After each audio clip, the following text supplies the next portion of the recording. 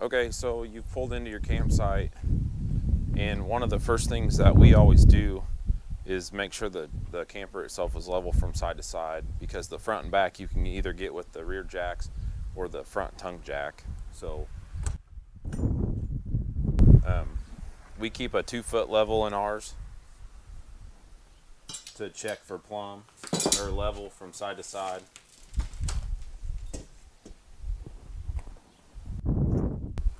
And I'll bring you inside here, show you what we got going on.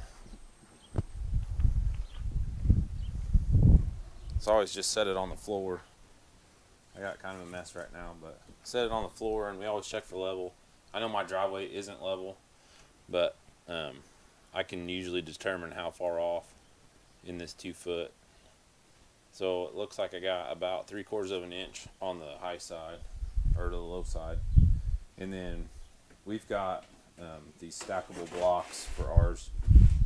You can use wood blocks or whatever, but this is just what we have. So before you park your trailer and get any jacks out, you're going to make sure that you're level from left to right before you do front to back. So we use, like I said, we use these stackable blocks, and you can't necessarily use 2 of them. Just if you only need to come up 2, you kind of have to make a pyramid stack out of them. I'm thinking I'm probably going to have to come up 3 levels. So, and it does use a lot, I know, but it's kind of hard for the trailer to push past more than 1 at a time. So you just kind of got to pyramid stack them. These are blocking ones are really nice. And I'm only doing this one side. So I got 3 high. And then I'll drive back on that and see where we're at with the level.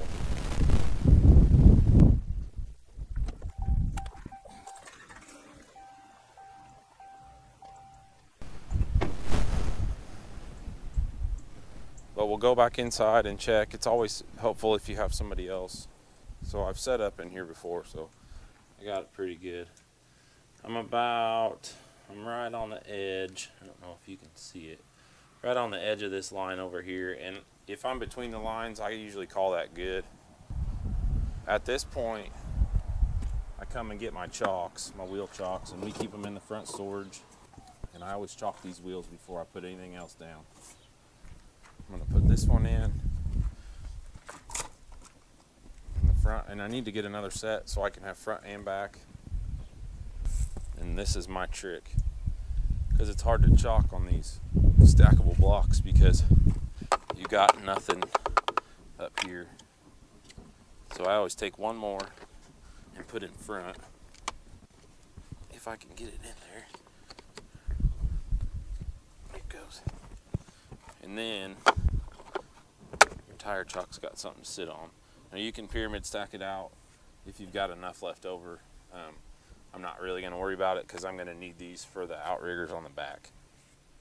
Okay, so before you put the outriggers down on the back, you want to get it off the truck or your tow vehicle. And I've already unhooked my wires and everything. I've got a bungee safety cable for the brake controller. And all of it stores nice on this little chain keeper that bolts to the tongue jack. So I hang all that stuff up. I got my latch back, and some people don't know it's a up and back. Up and back, and that'll get it off. I know a lot of people have struggled.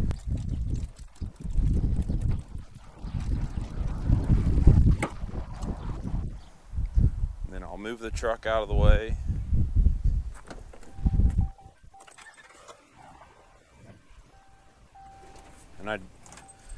And I don't typically go very far to start with. This is all unhooked, and then we'll go in here and check our level for front to back, because now's the time to adjust that. And this shows that the front still needs to come up just a little bit,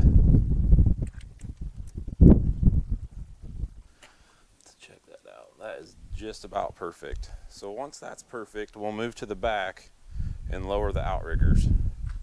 So the one thing that we did get was a socket adapter for these, and it's actually just a 3/4 inch socket. If you have a cordless impact or whatever, or a cordless drill, but if not, they send a crank handle with it. We didn't get one with ours, but that's okay. But I always use a pad, at least one, for each side, and then you just crank them down. If you're using a drill, you put it in reverse. No, you put it in forward to bring them down.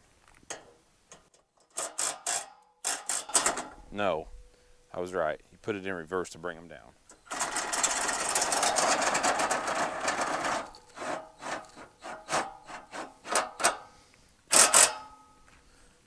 And you don't want to cinch them down too tight.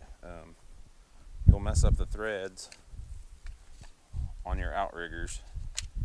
And then since we're a lot higher over here, I'm going to use 2, and that'll use up my whole stack.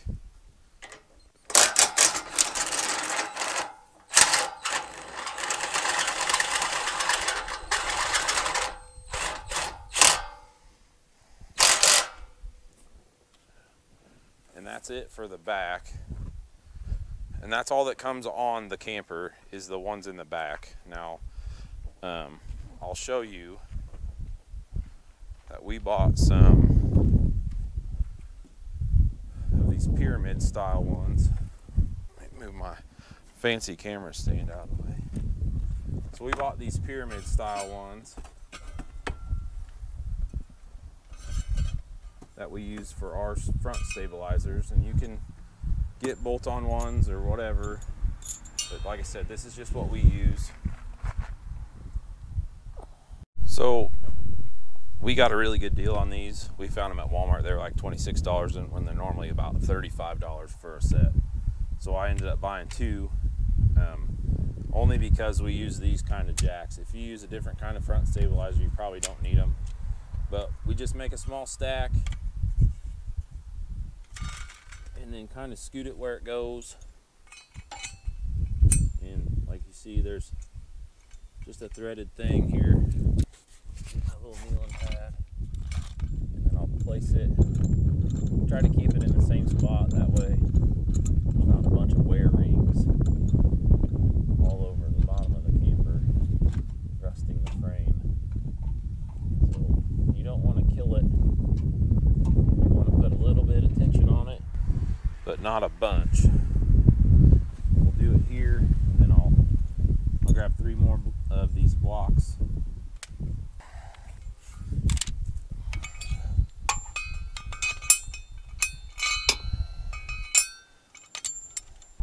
Apparently, since the camper's way off, I'm going to need more than 3, which is understandable because I'm up on 3 over there already. So, yeah, that should be plenty. And I like to try to place them straight across from each other.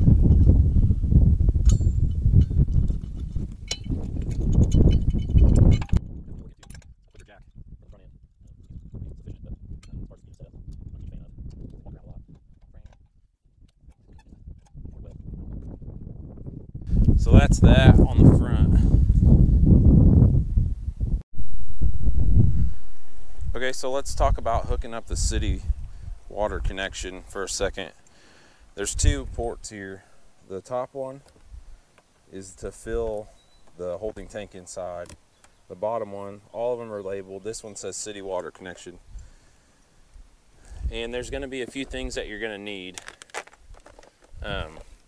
They make drinking water hoses, and most of them are white. You can get blue ones.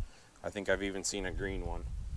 But they're specifically made for drinking water. And then what I have that comes out of the camper is a 90-degree. And then this is a water pressure regulator. And then the water filter usually comes with some sort of little hose section like this. And we have a water filter for ours, and like I said, the drinking water hose. That's a 25 footer. I also have another 25 footer in there in case we can't reach with one.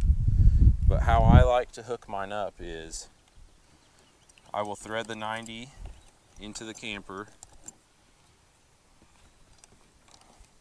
That way, and I put my filter in last, or I'll hook it right there. I'll put this little slinky piece on.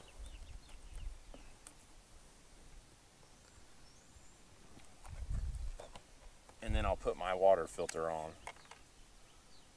Some people put their hose on. I would rather have the water filter as close to the trailer as I can get it, because I don't like the taste of that plastic hose. Now I'm not going to run this to any kind of spigot, but the water pressure regulator I put on the spigot. So you'll hook the water hose up to that and then run it to wherever your water hookup is. So also another thing I have is just a Y shutoff, and this screws to the spigot, and then you've got two shutoffs in case you need to wash your hands or whatever outside the camper, which we have before. Kids have been outside playing or whatever, but this is pretty handy to have. So the water pressure regulator will go on here, and then your hose, and then it'll come to the camper. Now I have a designated clear tote just for my clear drinking water. It's plenty big enough, and I'll put a link for all the stuff that we have, the filter, the hookups, everything. I'll put it in the description of the video. Okay, so the last thing that we're going to talk about is the sewer hookup. Anytime I'm working with the sewer stuff, I'm putting rubber gloves on. That's just a safety thing. I know my stuff's all clean, but whatever. And we've got a vented cap for ours, but it just snaps off like the rest of the caps do. And then I know I have a white hose, but I also have a zip tie on it because I had to sacrifice it at one trip. So I've designated it as my cleanout hose, and I use it with this Cleanout Elbow. Now the Cleanout Elbow goes on first, and it just snaps on like the hoses do. And it's got the same fitting on the other end for your hose. And then the hose snaps on, and it's all got caps with it. And then the other end, you won't hook this straight to the sewer. You'll hook this orange piece to it, and it's got 3 different size threads on it. Or you can get this rubber gasket. Some of them don't have threads, and you need the rubber gasket on there as long as it'll fit in the hole.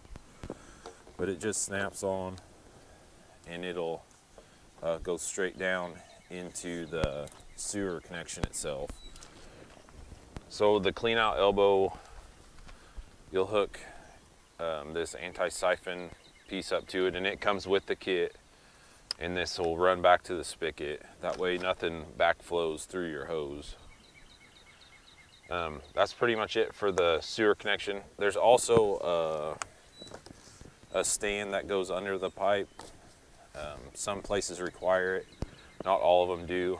I always put it on there just because it helps with the flow of everything. Alright, so that's pretty much the setup on our Coleman Lantern 17B. If you guys got anything to add, please let me know. Leave them in the comments, or wherever you want to. Just message me or whatever. Thanks for watching this one. Hopefully it helps everybody. I know there's some new campers out there, and hope you guys just get out there and have fun, and we'll see you on the next one. Don't forget to hit the subscribe button, follow us along on all our videos, and make sure you give this video a big thumbs up. If you got any comments, like I said, just leave them below, and we'll see you on the next one.